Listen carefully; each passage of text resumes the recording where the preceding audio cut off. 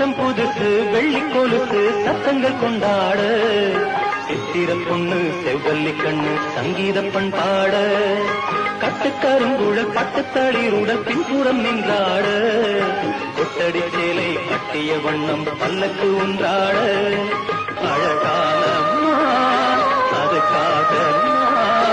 அழகாத நாளெல்லாம் தொழிலா